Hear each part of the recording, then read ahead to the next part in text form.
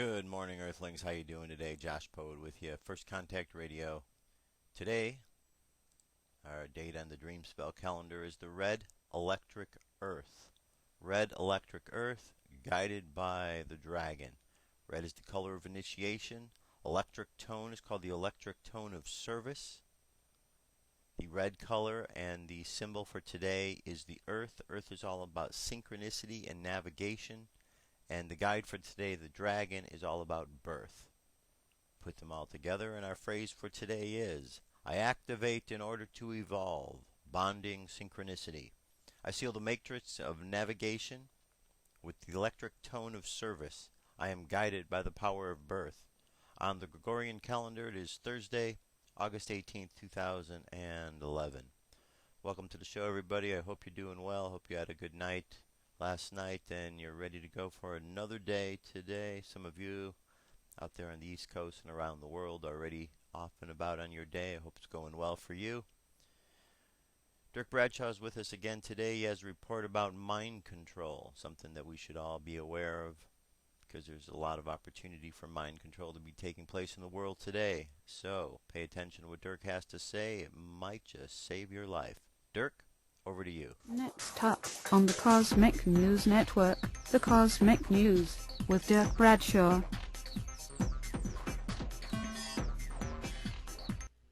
We flew to jolly old England to ask the Internet what was the greatest thing on it.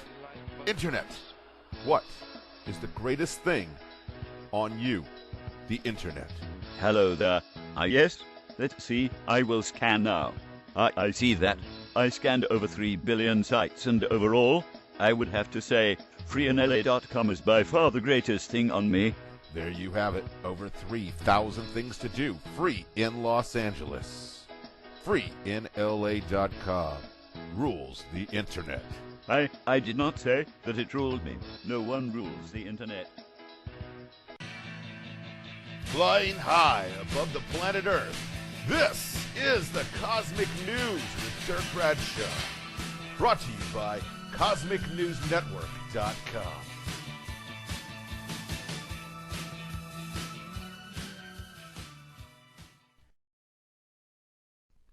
Hey there, boys and girls. It is time for your Cosmic News with Dirk Bradshaw.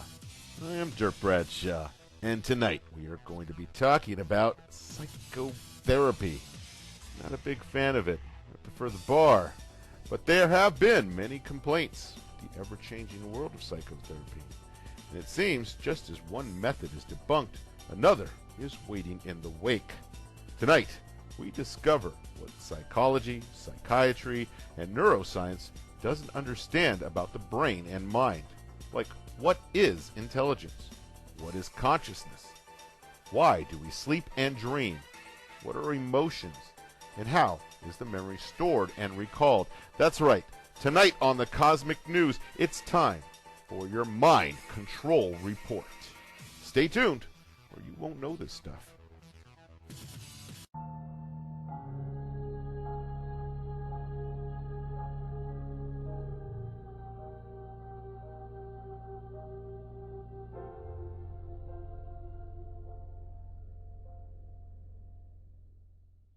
The last video we talked about the limitations of biological mind control because neuroscience doesn't understand how information is encoded in the brain and the central nervous system. And someone was cool enough to send me a link to an article written in 2007 of August by Discover Magazine, and the article is called 10 Unsolved Mysteries of the Brain. And that's what we're going to talk about. What are the 10 top unsolved mysteries of the brain? This is really interesting stuff, and it ties right into the last video that I did. So I'm going to go over all of the top 10 mysteries of the brain, and I'm going to make comments about each one. But before I go over the top 10 mysteries of the brain, I want to make a comment about what all of the top 10 mysteries have in common. You see, in philosophy, in psychology, in fact, in just about any of the sciences, an important distinction is made between the function of something and the structure of something. By function, we are talking about the intentions behind something, its purpose, what it does, its activities, and the result of that activity. For example, if you have a fork, the function for the fork is to pick up food. By structure, we are referring to physical form, how the object is arranged, its shape, its physical parts, and how those parts fit together into a whole. So the structure of a fork is a metal shaft with 3 or 4 sharp prongs pointed out from the shaft. In psychology, the mind in terms of function means what the mind does. For example, some of these functions would include memory, perception, reasoning, and emotional response. These different functions of the mind in psychology are called mental faculties. In psychology, when we talk about structure, we are talking about the brain, the physical structure of the brain, the parts of the brain, the neurons, the neurotransmitters, etc. The words mind and brain tend to be used interchangeably in common speech. However, in psychology and in the philosophy of mind, brain is used to refer exclusively to the structure of the brain, and mind is used to refer exclusively to the mental functions of the mind. So the basic assumption that biological psychology is based on, meaning the actual foundation that the entire subject is built on top of, is that the physical structure of the brain is responsible for the non-physical function of the mind. Mystery number 10. What is consciousness? Well, there's been a great deal of research done in an attempt to unlock the mystery of just what consciousness is. But not only is the phenomena of consciousness not understood on a structural level, but there isn't a good agreed upon functional model for just what this phenomena is either. One thing that's interesting about consciousness is that on a functional level, it appears to exist outside of the mind, as if it's looking in. For example, if you compare the mind to a computer, both the mind and the computer store information, both the mind and the computer input information, both the mind and the computer process information, and both the mind and the computer output information. But no one assumes that the computer is aware of what it's doing. Now, consciousness is like the computer user. It knows what the computer's doing, and it's guiding its operations. Mystery number 9. How do the specialized systems of the brain integrate with one another? This relates to consciousness. In other words, perceptual information flows into different parts of the brain. Sight goes to one part of the brain, sound goes to another part of the brain, taste goes to another part of the brain, and tactile sensation goes to another part. But when you perceive the world, you view all of these as an integrated whole, even though these different areas of the brain are not connected together. How does this work? No one knows. It's a mystery. Mystery number 8. Why do brains sleep and dream? My comment. No one knows. But what we do know is that if you deny someone of their sleep and dreaming, then they begin to exhibit signs of mental illnesses. In fact, there was a study done, and psychiatrists couldn't tell whether someone was diagnosed as mentally ill or if they just had a lack of sleep. Mystery number 7. How is time represented in the brain? Again, no one knows, but what we do know is that it's not at all at a uniform rate. After all, sometimes time seems to pass very quickly, and other times time seems to drag on forever. We do know that it probably is related to completed sequences of motion. For example, when you are very busy, time passes by very quickly. Mystery number 6. What is intelligence?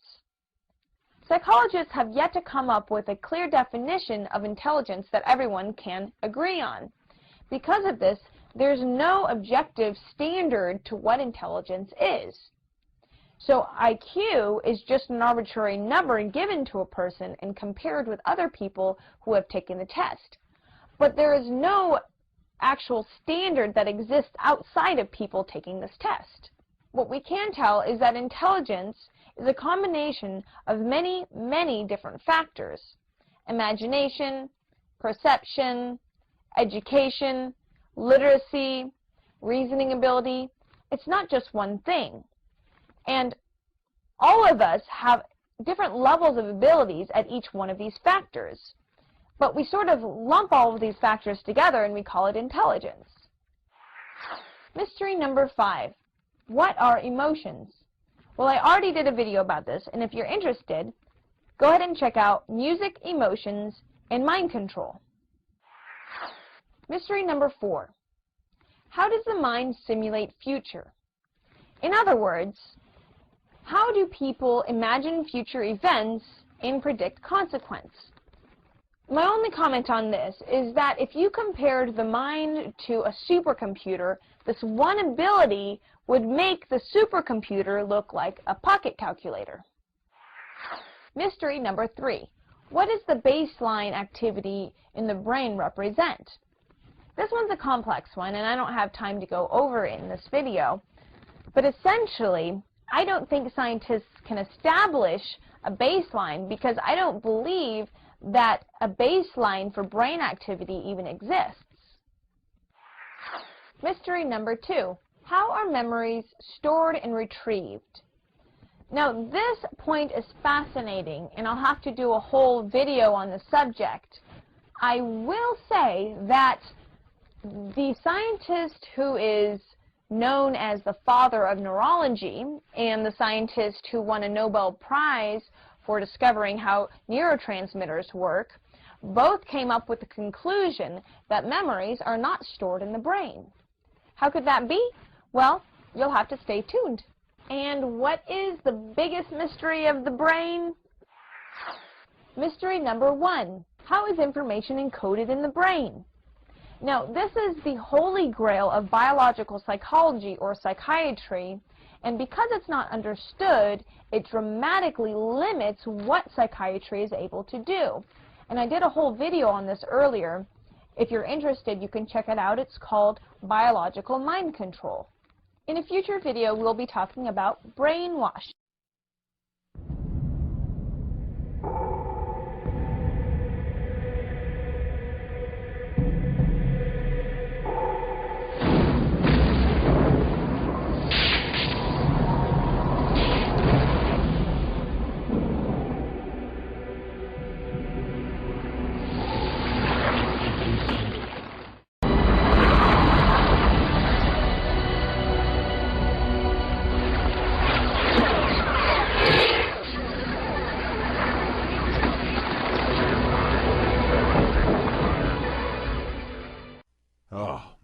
Can't believe it's over.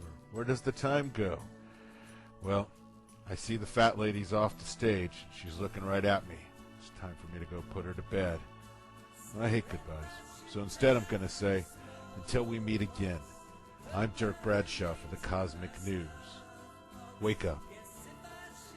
What if our government was responsible for some of the greatest crimes against this nation? Would you really want to know? These are big questions. But these questions deserve answers. It's time to demand the truth. People should not be afraid of their governments. Governments should be afraid of people. 9/11 was an inside job. Kennedy was killed by the CIA. Jimmy Carter saw a UFO. Answers to secrets you need to know. So wake up, wake up, wake up, wake up. Wake up, wake up, wake up.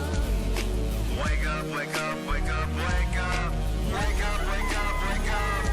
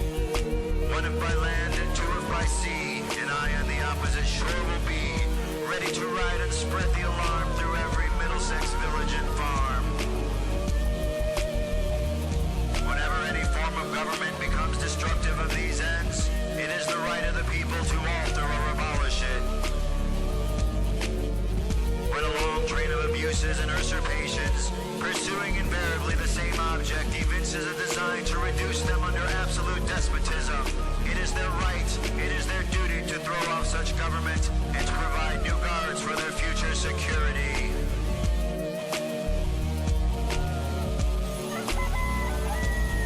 Wake up, wake up, wake up, wake up. Wake up, wake up, wake up. Wake up, wake up, wake up, wake up.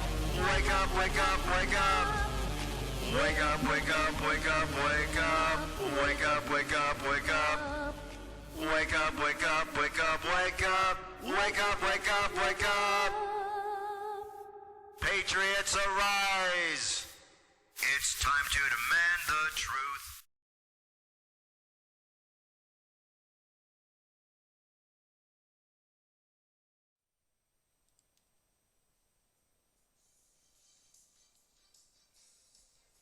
This is the UFO News with Joshua Poet. All right, Dirk, thank you very much. This is Josh, and this is the UFO News. All right, got a couple of sightings here for you today. The first one comes to us out of Canada, the great northwest. Let's see here. Huge, bright UFO above Montreal, Canada, August 16th, 2011. Unknown light was recorded hovering in the sky above Montreal and Quebec, Canada. Footage was taken on Tuesday, the 16th of August at 2011. So let's find out what this is all about. Here we go. All right. All right, we're not getting it right now. Let me see. Come on. I need to reload the page here. There we go.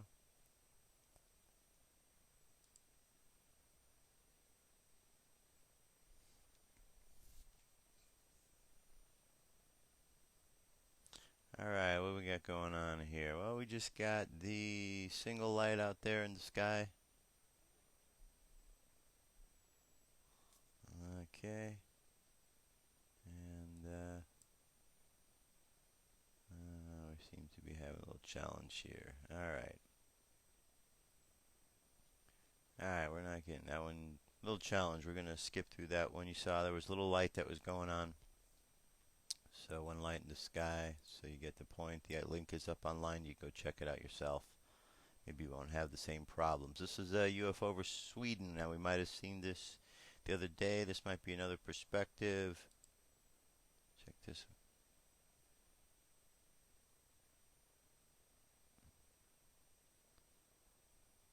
Okay, let's see what we got here. Alright, I'm not seeing anything at the moment. I'm going to zip ahead here.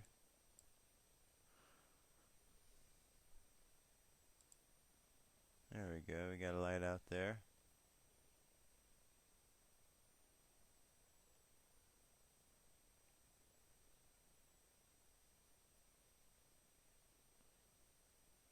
Yeah, we got a nice little one right out there. And is that a second one or is that the building? Well, let's find out.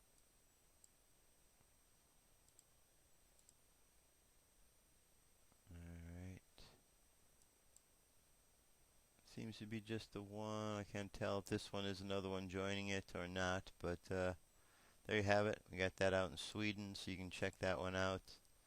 Gonna move right along here. This says UFO sighting caught on tape.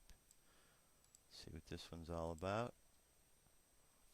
This one I thought was fascinating just because the way it dances around like this. I mean, look at this. There's multicolored lights, pretty intense. For those of you listening on Blog Talk, you're not going to be able to obviously see, but you can go to our page there at YouTube a little bit later. You can be able to watch it, or the link is up on our page there at firstcontactradio.com, right-hand side, UFO News.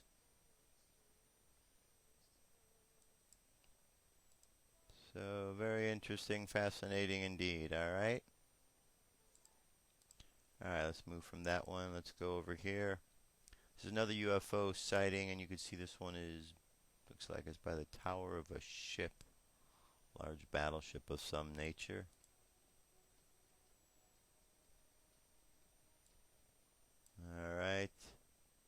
Pretty much just a still photograph, not a video, but you can see this is a huge ship here, and there you go.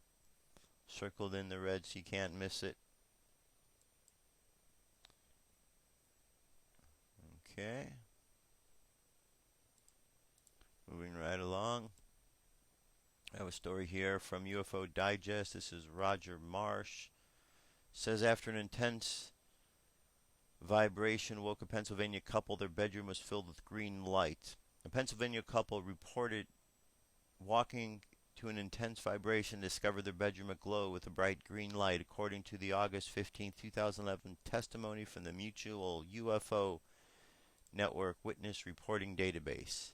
August 15, 2011 event repeated 3 more times, each episode lasting 5 to 10 seconds. I woke my husband at the first and experienced the last 3 events, the reporting witness stated. Although there was heavy cloud cover, the witness stated there was no thunder or lightning in progress. The vibration pulse was felt physically. The house did not shake or vibrate. There were no explosions. We both felt an overwhelming fear and agitation. Were unable to sleep afterwards. There was nothing to be seen or heard. They looked for answers locally. Spoke with township workers. No electrical disturbance on our street that night. No evidence of electrical wires having been touched.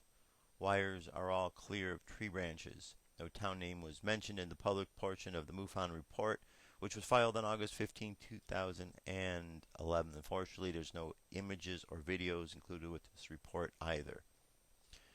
Okay. Next story here is from the Catherine Times. Says UFO caught on camera. Only a day after the last reported UFO sighting in the Northern Territory, a Catherine man has not only seen a mysterious object in the sky, but he also took photos of it. David Schumann was having dinner with his boss, Phil Richardson, near Catherine's Strong Bala Men's Healing Center last Tuesday when an unusual large star caught their eyes. We were both seated around the dinner table discussing our various subject matters and running through the day's events when all of a sudden the boss changed the subject and a slightly raised Torre. Hey, what's that unusual large star? I've never seen one as this big before that, and in fact, it's too big for a star. What is that? Mr. Sherman said. Through the window, we saw a very large, brightly lit object, and it just stood there, hovering for 20 minutes or more, motionless above the tree line. Mr. Sherman said he walked outside for a closer look before grabbing his camera. I usually carry my camera with me wherever I go, even in the shower, because you never know, he said.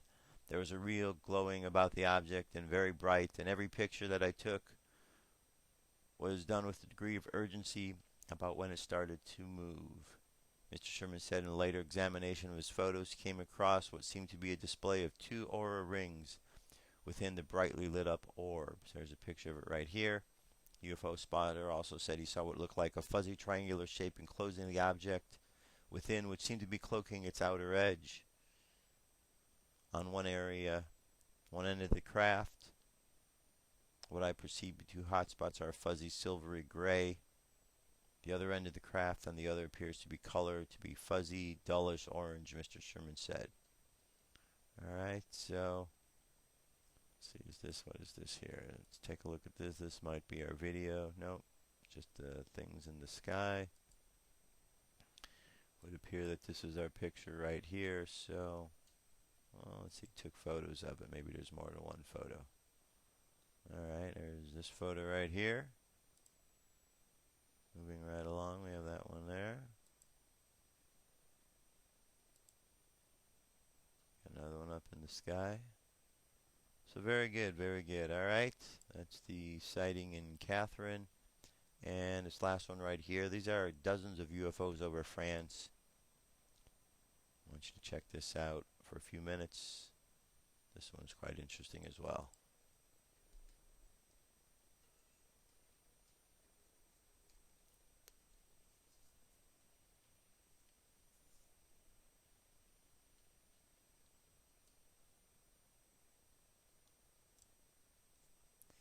Alright, what we got basically is some kind of craft going way, way up. Now this is probably a plane right here.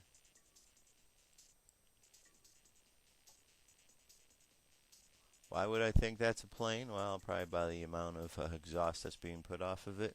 You don't see the UFOs putting off exhaust like that.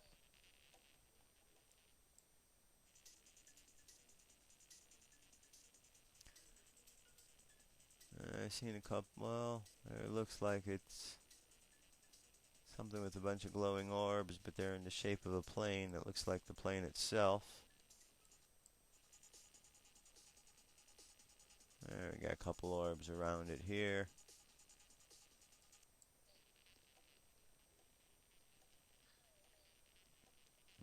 Okay.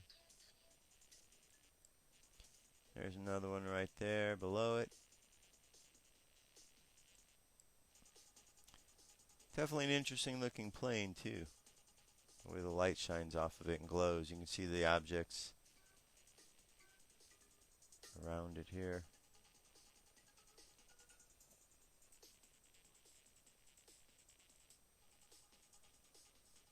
Alright.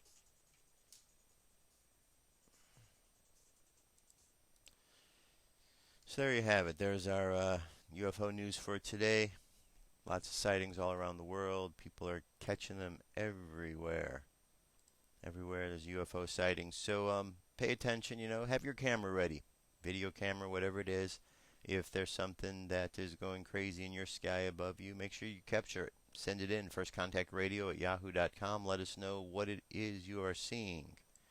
And I'm glad to put it on the show, talk about it. That is, if it's not, you know, something that you faked in your backyard with a chip hanging from a tree. You know what I'm talking about? I want the real deal. None of this fake stuff.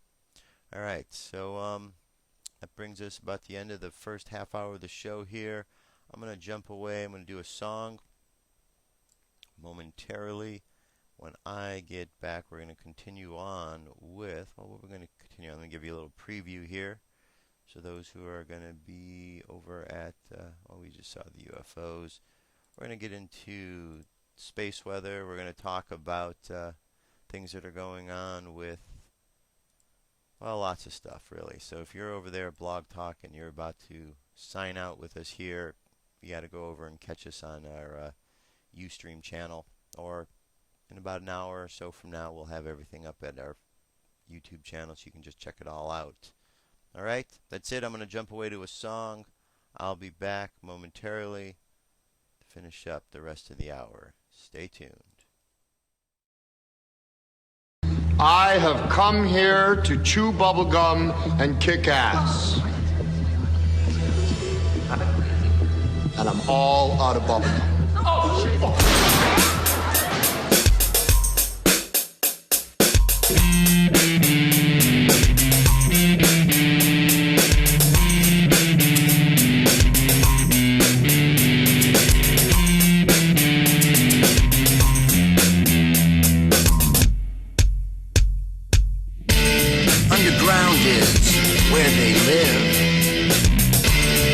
Bases that are secretive. We're not supposed to know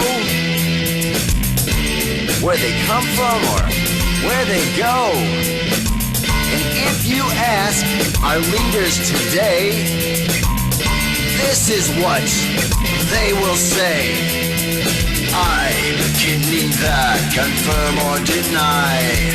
I can neither confirm or deny. I can neither confirm or deny. What's up with their life? Alright, I'm back, everybody. I'm back. The song is called Confirm or Deny. Alright, we're going to start off with the space weather. Space weather. Alright, starting off here, active sunspot. Here we go. I read this yesterday. We're going to go over it again today. Active sunspot, 1272. It's on the sun's southeastern limb, and it's crackling with C-class solar flares. Now remember, C-class are the small flares. Click here to view a specimen recorded by NASA's Solar Dynamics Observatory on the 17th yesterday. So far, none of the blasts have been Earth-directed, but that could change, they're saying, in the days ahead, which could be today, tomorrow, next couple days. Stay tuned. Let's see what the stay tuned link tells us here. Well, let's see if we want to sign up and get their alerts. And here we go. Venus in the solar storm. Yesterday, the Solar and Heliospheric Observatory witnessed a spectacular explosion on the sun that seemed to pass perilously close to Venus. Did the cloudy planet survive? Play the movie for answers. Well, let's see here. There's Venus going right there. And hey, look, Venus didn't get destroyed. It still seems to be there. All right.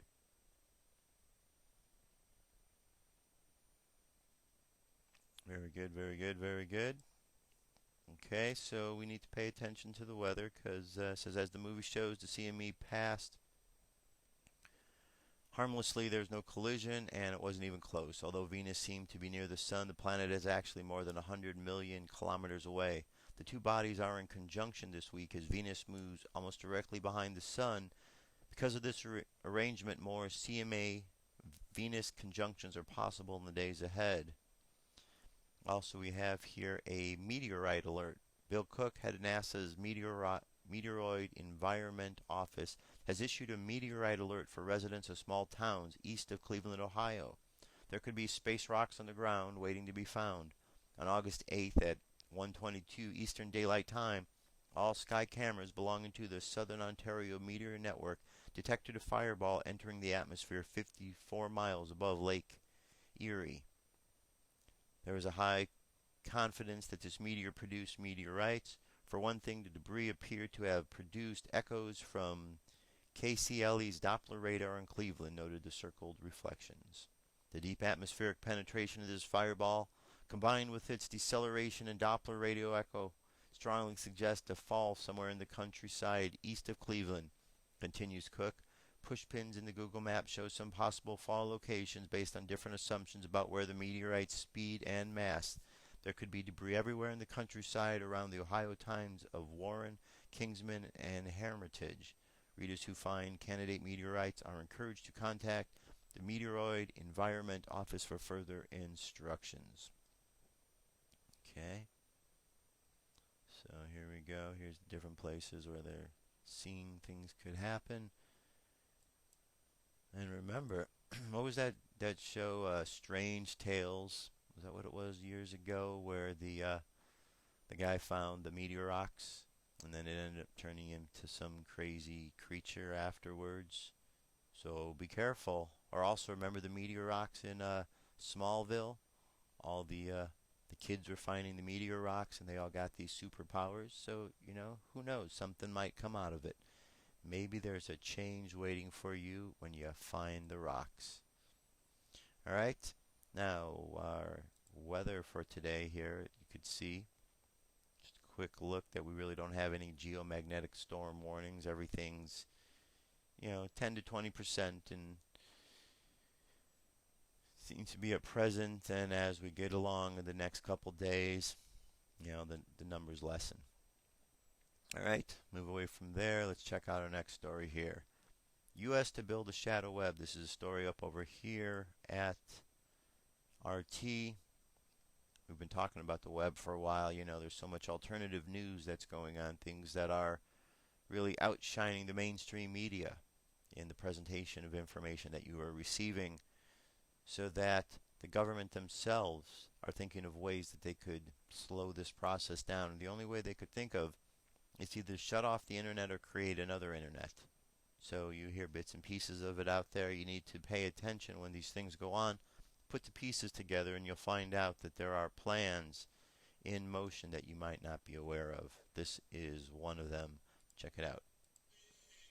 When a wave of revolution crashed over the Middle East this spring,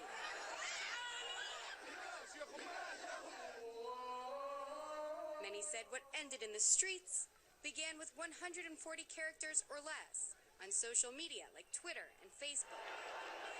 Hoping to harness the power of online communication, the U.S. State Department is providing $2 million in grants for a, quote, internet in a suitcase program. It's part of what Secretary Clinton calls a venture capitalist approach to addressing the wide range of challenges that democracy and human rights activists face in internet repressive environments around the world. Centralized servers like this one can easily be cut by governments, but the internet in a suitcase is designed to give dissidents a mobile web with mesh technology that runs through cell phones and other devices, making it harder to cut.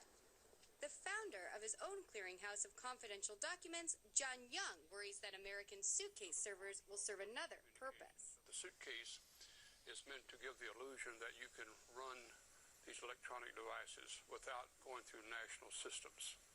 And that may be true, but they will not be outside the U.S. system. Young says the suitcase is just part of so-called liberation technology that has its advantages for the U.S. The prize that you get for being empowered is that the United States gets to watch what you're doing and probably influence what you're doing. And it isn't just governments. According to the Hackers Collective Anonymous, which released 70,000 classified emails from defense contractor H.B. Gary Federal about the Romus Coin program. Romus Coin is a surveillance project. You have Apple participating. You have Google participating, both through single, national intelligence agencies. Brown says Romus Coin is partly designed to manipulate social media. One of the really more bizarre and dangerous capabilities that have come to light recently through the H.B. Gary emails. Persona management involves the use of software by which a single person can pretend to be several other people who they're clearly not. This software would allow the U.S. military to push their agenda by flooding social media, forums already influenced by so-called witness bloggers. International outrage at the kidnapping of a self-declared lesbian blogger in Syria had real policy implications, until Amina turned out to be this American man. And I feel really guilty about that. Others say there's a contradiction between support for internet freedom abroad and subpoenas of alleged WikiLeaks collaborators at home, including Private Bradley Manning. Posner says the suitcase is just part of a larger internet freedom agenda. Don't shoot the instant messenger. Instead, address the underlying grievances. But these platforms appear less welcome when activists take to the streets at home. Demanding the release of surveillance video that's in San Francisco, police cut cell phone services on the metro during protests. It does leave the local San Francisco city government open to charges of hypocrisy. I mean, you can imagine the Egyptian government saying, well, now look, the United States does it too. And following riots in London, there is talk of shutting down social media. We are working with the police, intelligence services and industry to look at whether it would be right to stop people communicating via these websites and services when we know they are plotting violence, disorder and criminality. The U.S. will spend $70 million on internet circumvention technology in 2011 abroad, even as tough questions remain at home. Caitlin Ford, RT, Washington, D.C. All right. So, you could see they're wanting to spend money to find ways to keep people from communicating. They go and they want to attack these social networks. Now, not everything on the social network is about attacking the government. Sometimes it's about informing others about the lies that the government is talking about. Sometimes the government might want to go on and pose to be others in individuals that they are not. There's a lot of problems out there. You know about the problems on the internet. We face it every day. There's a lot of garbage out there. And you hear people talk about the garbage that's out there. But sometimes they stop there and they end with the garbage. But you know what?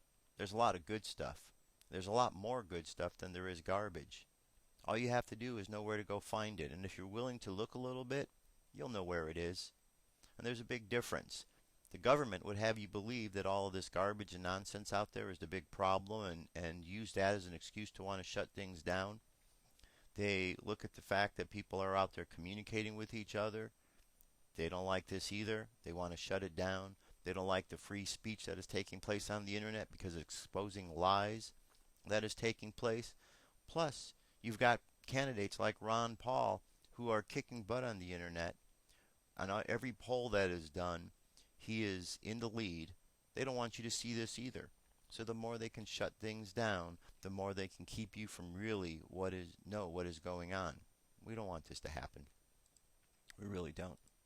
Now, here's an article from Susan Joy Renison. And it's called Our World Has Changed, but How Many Understand? And this was written in July, but it's very apropos.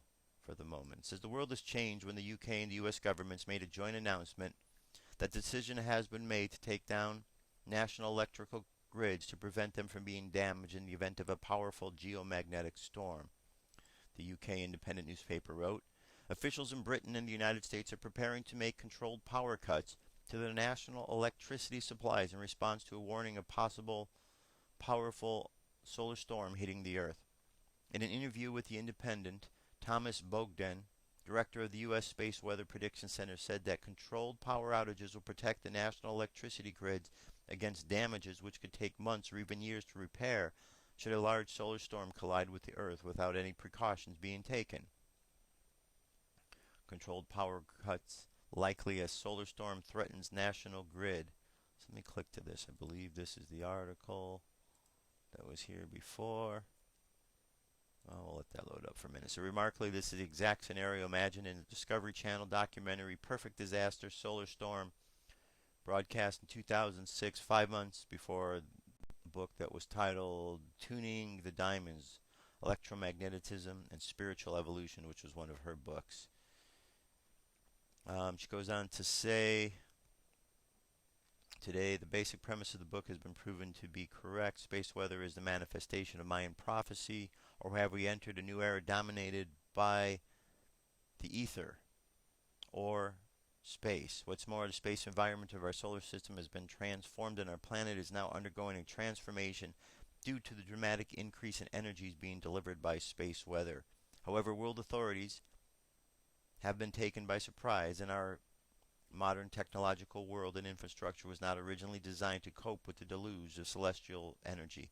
Despite certain specific predictions by modern Mayan elders and a few seers in the traditional metaphysical communities, it seems that the arrival of space weather, which has been causing concern in this space community since the Great Magnetic Storm of 1989, was not properly understood and was completely ignored.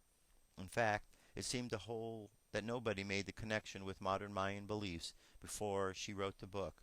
Whatever the world and reality has changed, I am pleased and realized the consequences back in 2004, but my journey of explaining the significance to others has been a difficult task. The aim of my book and my websites is to explain the spiritual significance as well as providing guidance for understanding the changes of our reality. Finally, NASA have provided the world with ultimate proof that the energy hitting our planet is borderline physical, etheric, something that I was also thrilled to discover. And here you go. This is the story that was out there. Officials in Britain and the United States are preparing to make controlled grid power cuts to the national electricity supplies in response to a warning of possible powerful storm hitting the Earth. All right? So, very important that you are aware of this, and what she says has a lot of important implications. You know, there are physical things that are actually happening on this planet. Earthquakes, tidal waves, hurricanes, all sorts of weather problems are hitting the planet. Cannot deny that. We've got floods all throughout the Midwest and around the rest of the world. We've got nuclear incidents that are taking place. But with all of these changes that are going on to our planet, there's spiritual changes going on as well. It's not just a physical change. Okay? The spiritual change doesn't get noticed as much. Why? Because there's a lot of people running around really aren't focused on the spiritual part of life. They're only focused on the physical part of life. Therefore, when the change occurs, all they can see is the physical because their eyes are closed to the fact that there's spiritual changes taking place. If you have your eyes open, you see these changes. You should be aware of them. These are very important. They're changing everything about this planet. Is this planet going to be destroyed? No. How do I know that? Because the planet's still here. And these comets, Elenin, Nibiru, and all these other things have been going around for thousands and thousands of years. This is not the first time they're going past the Earth. And it won't be the last time they're going to go past the Earth. And guess what? The Earth is still here. The Earth is still here. So, perhaps challenges and issues that take place are a bit more than meets the eye, and they're not all about physical. And that's what you need to find out for yourself by just spending some time with yourself. Meditate. Close your eyes. Just contemplate on what's going on out there in the world and the universe, and you'll be surprised at what you do find. All right, Comet Elenin, we just mentioned that. Here's a video here from Sheila Aliens of Comet Elenin racing across the sky. So let's take a look at this. There we go, look at that. That seems to be moving pretty good, don't you think?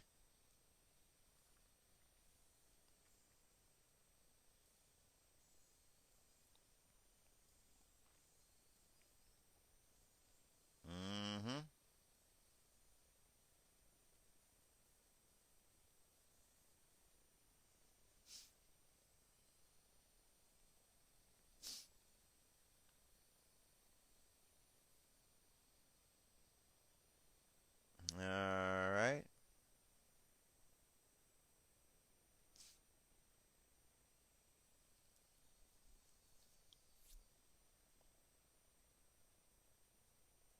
There you have it. Comet Elenin moving on out there. Is this the threat that scientists would have us believe and websites would have us believe, or is this something that is just going to pass by? Now, the sun, well, we all know about the sun. We've been doing a lot of reports on it. Here is a report of the sun and an object that is up there by the sun. And another strange one. Remember the last one we showed you? It was the square. So let's see if we can find out what it is. This is basically going to be a primer of when you see something strange in the data, how to look at it and try to figure out what it is. So let's get started. First, we should be sure that we understand what the data is. So let's take a look at the C3 coronagraph images and break down what the various components of it are. In the center there's a white circle. That represents the true size of the sun. The dark circle round it is the occulting disk, which blanks out the bright surface of the sun so we can see the faint outer corona. The dark line in the bottom left is the support bracket for the occulting disk. The bright object to the upper right of the sun is Venus. It is moving from right to left because the planets rotate around the sun anti-clockwise and is on the far side, so with respect to the Earth it'll be moving from west to east or right to left. Similarly, because the Earth is rotating around the sun anti-clockwise, so if we're staring at the sun as we move to the right, it'll also make the stars appear as though they're moving to the right. So let's take a look at the C3 video and see if you can identify the object. I'll play it through a couple of times to give you a sporting chance to find it. It's quite subtle.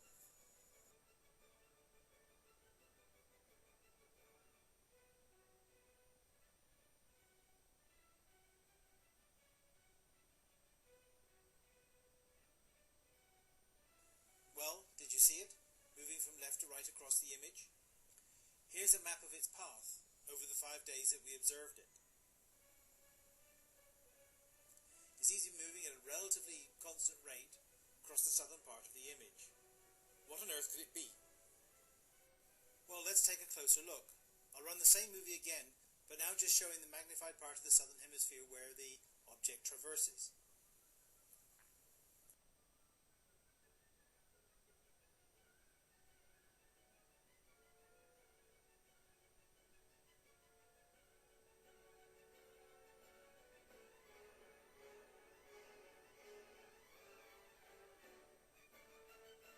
Seeing as it's moving from left to right across the image, it could be a star. However, it's moving with respect to the background stars, so that can't be the case. So we've just eliminated the star hypothesis. Well, okay, but it could be a comet. Well, could it be Elenin, for example? Well, no, because we know that Elenin is being observed by the Stereo B spacecraft and is nowhere near the sun as yet. So this isn't Elenin, but it could be another comet. But it doesn't seem to have a tail and is not following a normal cometary trajectory. So that rules out the comet hypothesis. Well, could it be an asteroid?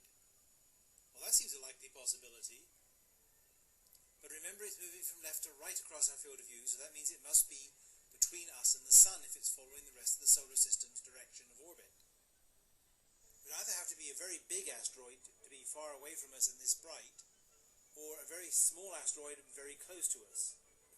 We can eliminate the small asteroid possibility because it's moving too slowly across our field of view.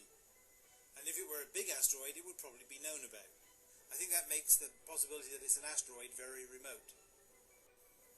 What about it being a planet? Well, there are only two planets that orbit inside the Earth's orbit, and that's Venus and Mercury. Now, we already know where Venus is because we've got an image of it in the same field of view. So the only possibility is that this could be Mercury. When we look at the orbital plot of the inner solar system, we can see that indeed Mercury, the Sun and Venus are all on very much one line when viewed from the Earth. So that makes Mercury a distinct possibility. But I would have thought Mercury would have been much brighter than this. So why is it so faint? Well, if it's between us and the Sun, most of the dark side of Mercury is pointed towards us. So all we're seeing, if anything, is a very, very thin crescent. So it would appear very, very dark by comparison to normal. So we have two viable hypotheses. One, that it is a large, newly discovered, by us, asteroid, or that it is Mercury. And the most likely of the two seem to be that it's Mercury. So only time will tell which of those two hypotheses is correct. But you see the process here. You assemble the data, you make an observation, you check the nature of the instrument and of the data itself. Then you set up a series of hypotheses to explain those observations. Very good. A little bit of lesson on how to look at the sun and what's going on there. So now, in the future, you can follow along and check things out yourself, right? All right. Dutchson's has a harp ring outbreak taking place. Let's take a look at this.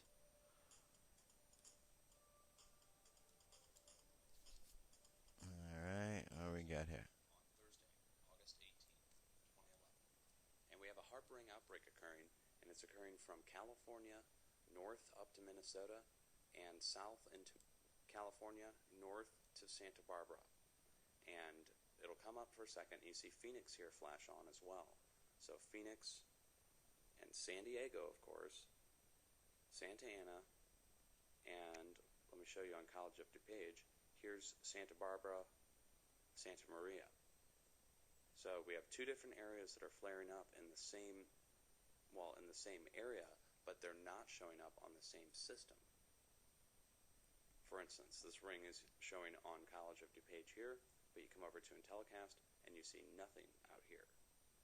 Now down here to the south, you see something coming out of San Diego, and that is your typical classic harp ring, which is a hollow center with a very excited flare edge. The other typical harp ring is this concentric spiral ring that's coming out of Santa Ana right now. Out of Phoenix, it's a different style altogether. This is what we call flash radar. The flash radar comes on, flashes off. So these are all areas you're going to want to watch. As we come northeast, we get to southern Missouri into basically south to Tulsa, Oklahoma, to Springfield, Missouri. Now watch this area and you'll see right up here in mid-Missouri, you'll see the edge of the ring. And the ring appears and it only shows slightly.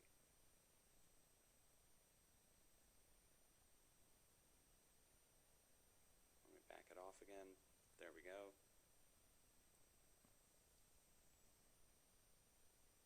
Also out of Amarillo, Texas now we see it.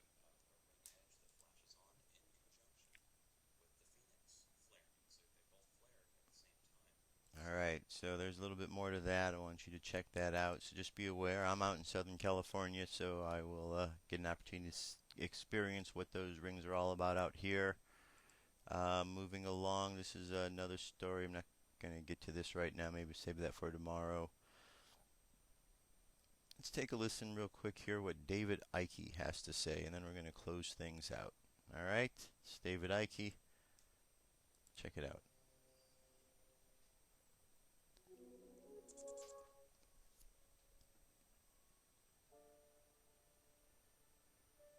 It was kind of interesting, you know, in the early 1990s when the top of my head blew off and I kind of was staggering around trying to make sense of what was happening to me, because suddenly I was seeing the world in a very different way, and I was seeing myself in a very different way. Some people call it a spiritual awakening. Notice spiritual awakening, not religious awakening. I'm going to have some T-shirts done, you know, God save us from religion. It's kind of funny, you know, you talk about spirituality, people think you're talking about religion. Often it's the opposite. Not always, but often. And religion, for me, is, in many cases, the opposite of spirituality. In my definition of religion, religion is the greatest form of mind control yet invented, and at its most extreme, psychological fascism. The manipulation of fear and guilt to control. Spirituality is the opposite of that. It is setting the spirit free, celebrating our uniqueness, because we're all aspects of the same whole, but we're all unique aspects of the same whole. And crucially, respecting everyone else's right to express their uniqueness, free from imposition of someone else's belief system, someone else's version of right and wrong, moral and immoral. All this is crucial to how a few control the world. Because we have become, yes, in many cases, terrorized into denying what we are unique. And once we do that, we become a herd mentality. And it is the herd mentality that is the vehicle for the manipulation of the world by a very few people. I'll give you an example of what I mean. Symbolic example.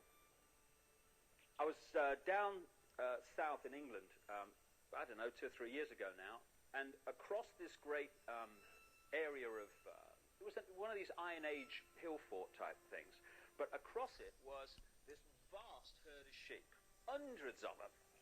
Never seen so many sheep in one place. And it's a nice day, you know, and I'm enjoying the day. And then the farmer arrives in his pickup truck, parks it, gets out of the truck, and I swear to you, I don't think he even moved an eyelid. Stood there against a stick.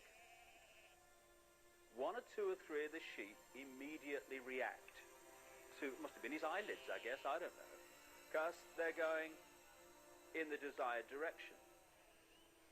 Within minutes, it's like Exodus. Hundreds of them are following the one in front, you know. I've got mine of my own, we did this yesterday, so we do it tomorrow, I guess we'll do it today, and all that stuff.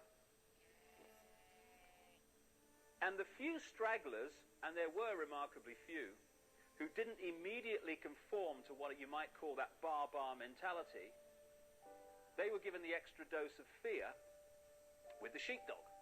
Row, row, row, row. All right, I'll go quietly. This combination of the bar and the fear rounded up this vast herd of sheep in a ridiculously short time. And I stood there and I thought, because I do from time to time, I'm looking at the human race here. This is how it's done. This is how a few can actually control the mass. Because you can't do it with tanks in the streets and soldiers at the door. There's too many people. It's like trying to physically herd sheep together. You can't do it. You'd need a man, maybe more than one, for every sheep to do it physically. You have to do it through the mind. Either through fear or through conditioning people to think the way you want them to think. So these hundreds of sheep were rounded up by one fella flicking his eyelids every now and again, and a sheepdog dispensing fear. And that's how it's done in human terms also. It's amazing the extent to which we have given our power away, our spiritual power. It's all about taking our power back. Because once we do that, it's all over. The great pyramid of manipulation becomes impossible. But when we give it away, we're a doddle to manipulate.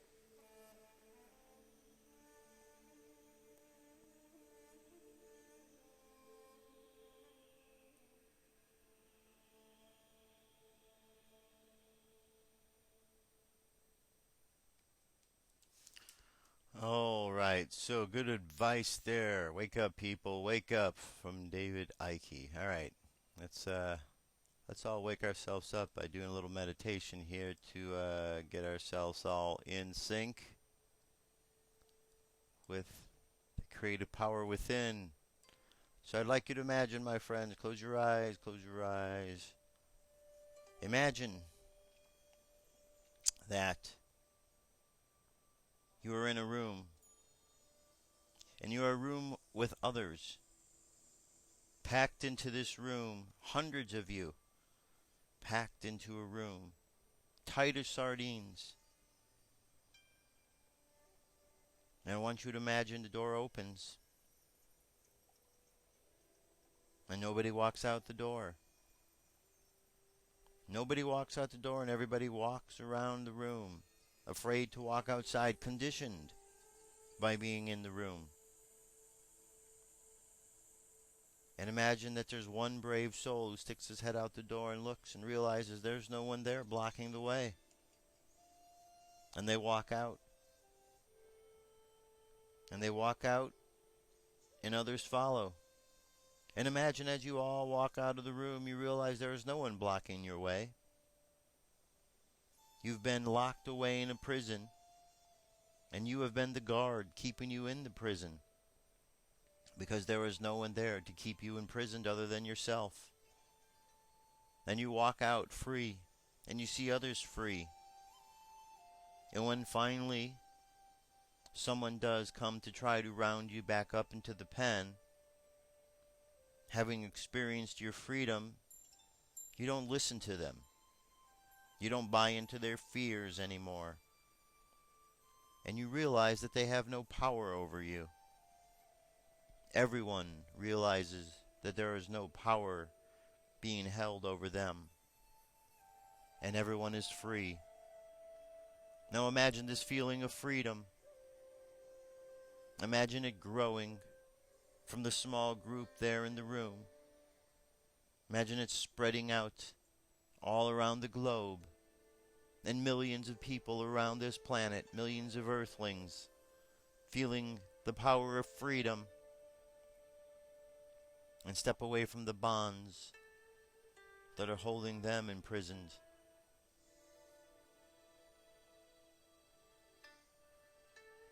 Now as you're walking, just imagine your chakras are on: red, orange, yellow, green, blue, violet, and indigo. Make sure they're on, shining brightly, connecting you above and below. Imagine all the energy flowing through your body and overflowing to form the spiritual armor. And then just send this energy up, collectively, along with every other being on this planet. Send it up right now as a shield around this planet, protecting it from any of the outside forces that would challenge the planet, protecting it from any of those forces that would challenge the planet that is hurt or injured because of damage done.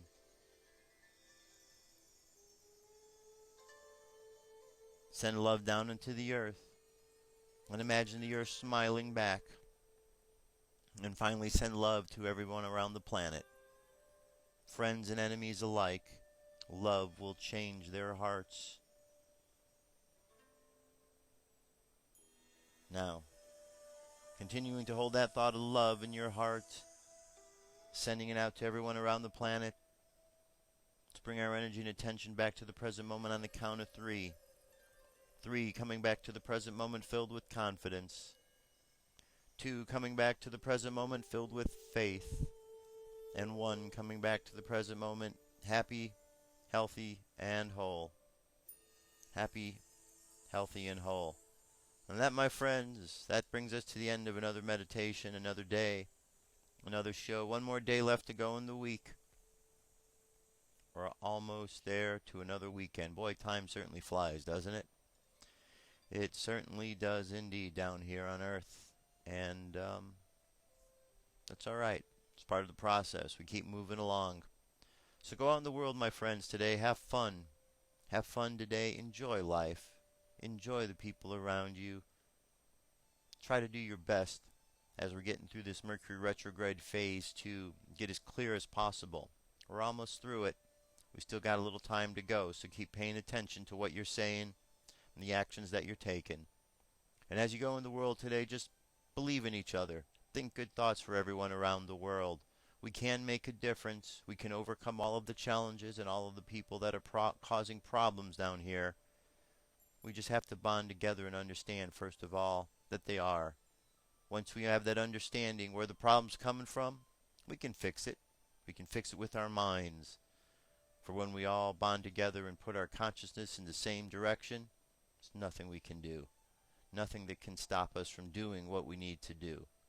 Let's just keep remembering to use love along the way, because that will help us making the right decisions on what we are doing. For Dirk Bradshaw, my name's Josh Pote. It's been a pleasure as always. I'll be back tomorrow. Until then, you have a great day, great night. I'll talk to you soon. Peace. I'm out of here.